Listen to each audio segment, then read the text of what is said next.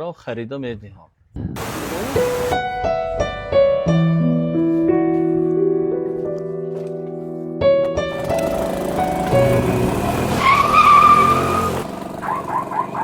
بچه همسایه یه بار اینجا بیا. چه؟ ناز رحمت. آهسته‌تر رانی نمیشد، قریب بود به من میزدی آخی. چه خیلی خواب میرونم به شما چی؟ چه خیل به من چی؟ به هر زبان دراز شده، یک بار به پدرت گفتن لازم. به کی خودت گفتن گره؟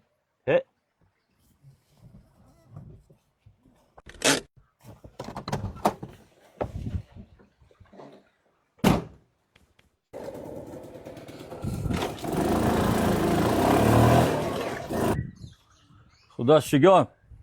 سلام علیکم. علیکم سلام.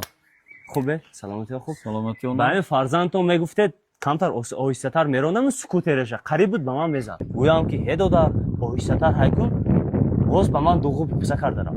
راست میگوید. تو هم توانی پولیابی به پسرت خریده ده. وقتی بچه بودنم منم ویلی ارزو میکردم.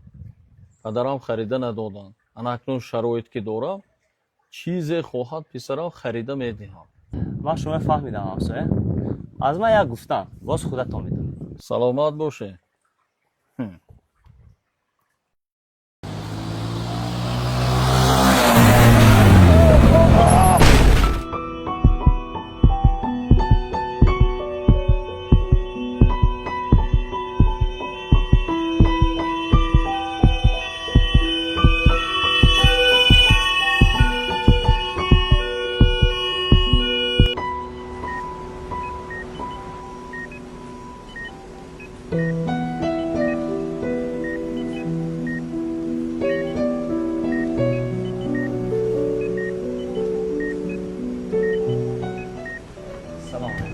سلام علیکم.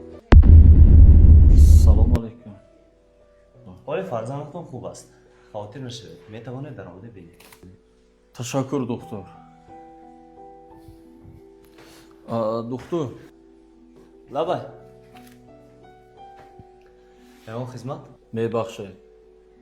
من همه روز خطا کردم. شما رو هم رنجاندم. گپ در سر پول و مال نبوده است. گپ در سر تربیه فرزند بوده است. امیدوارم که به پسرتون میفهم. حتما دکتر. حتما میفهمم.